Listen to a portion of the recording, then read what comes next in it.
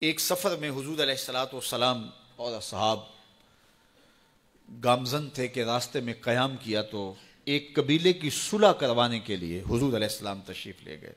وہاں کچھ تاخیر ہو گئی تو صحابہ نے حضرت ابوبکر صدیق کو کہا کہ حضور رک گئے ہیں تو نماز کا وقت جا رہا ہے، آپ نماز پڑھا دیجئے۔ تو حضرت ابوبکر صدیق رضی اللہ تعالیٰ عنہ مصلی پہ کھڑے ہو گئے۔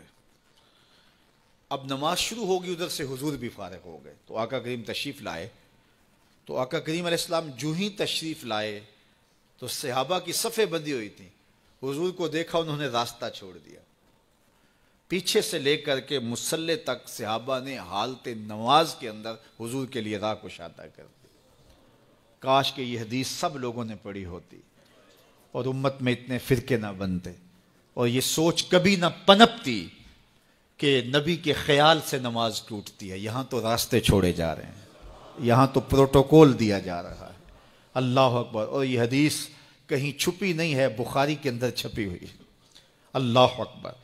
آقا کریم علیہ السلام تشریف لائے تو صحابہ نے راستہ چھوڑنا شروع کر دیا، نماز بھی چل رہی ہے اور حضور کا راستہ بھی چھوڑ رہے ہیں۔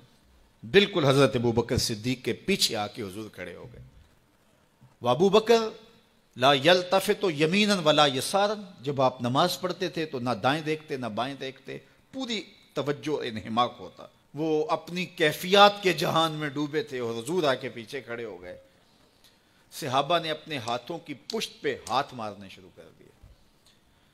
مکعن و تس دیا قرآن نے، تالی لگانا، سیٹی مارنا یہ شیطانی اعمال ہیں، لیکن ہاتھ کی پشت پہ ہاتھ مار کے متنبع کرنا یہ مختلف مواقع کے اوپر یہ جائز ہے۔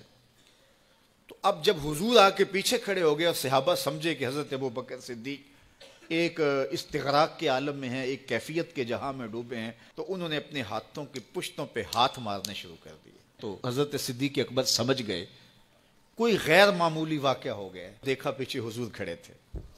اللہ اکبر۔ تو حضرت صدیق اکبر مصلی سے سرک کے پیچھے آنے لگے تو آقا کریم نے اشارہ کیا رکو، نماز پڑھاؤ۔ سیدنا صدیق اکبر اس کے باوجود پیچھے آ گئے۔ کبھی ہوتا ہے حکم اور کبھی ادب آگے ہوتا ہے۔ اللہ اکبر۔ حضرت سیدنا علی المرتضیٰ رضی اللہ تعالی عنہ کو کہا نا حضور نے صلح حدیبیہ کے موقع پہ، صلح نامہ لکھوایا جا چکا تو لکھا یہ محمد رسول اللہ اور قریش کی جانب سے ہے۔ تو عروہ نے کہا اگر محمد رسول اللہ مان لیں ہم تو پھر لڑائی کس چیز کی ہے؟ تو اس لیے محمد رسول اللہ نہیں، محمد بن عبداللہ لکھا جائے۔ تو وہ اس بات پہ بضد ہو گئے اور اگر ایسا نہیں ہوتا تو معاہدہ ٹوٹ رہا تھا۔ تو حضور نے حضرت علی المرتضیٰ سے کہا کہ چلو رسول اللہ کا لفظ مٹا دو۔ عرض کی میں تو نہیں مٹاؤں گا، میں تو نہیں مٹاؤں گا، یہ نام میں تو نہیں مٹا سکتا۔ پھر حضور نے خود مٹایا۔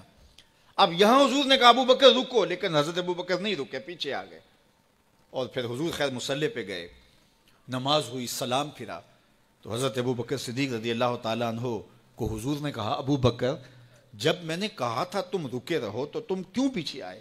تو سنو حضرت ابو بکر نے کیا جواب دیا رضی اللہ تعالیٰ عنہ۔ کروڑوں سلام، لاکھوں عقیدتوں اور نیاز مندیوں کے خراج ان کی چوکھٹ پہ عرض کرنے لگے ما کان لابن ابی قحافہ ان یؤم رسول اللہ صلی اللہ علیہ وسلم۔ حضور ابو قحافہ کے بیٹے کی جرت کب ہوئی کہ رسول اللہ کے آگے کھڑا ہو کے نماز پڑھائے؟ یہ ابو قحافہ کے بیٹے کی ہمت کب ہوئی کہ رسول اللہ کے سامنے کھڑا ہو کے نماز پڑھائے؟ تو ادب پہلا کرینہ ہے محبت کے کرینوں میں۔ حضرت ابو بکر صدیق رضی اللہ تعالی عنہ نے اگر حضور علیہ الصلوۃ والسلام کی اطاعت اور حضور کی محبت، ادب، فرما برداری اور جان ساری کے انوکھے باب رقم کیے ہیں، لیکن حضور نے بھی ان کو جو اعزازات دیے۔ ایک خاتون آئی مسئلہ پوچھنے، آقا کریم نے فرمایا پھر آ جانا۔ اس نے کہا پھر آؤں اور آپ نہ ملیں؟ تو کہا میں نہ ملوں ابو بکر تو ملیں گے نا۔ اللہ اکبر۔ تو اپنے بعد اشارہ دے دیا ان کی طرف کہ میرے بعد میرا نائب ابو بکر ہے۔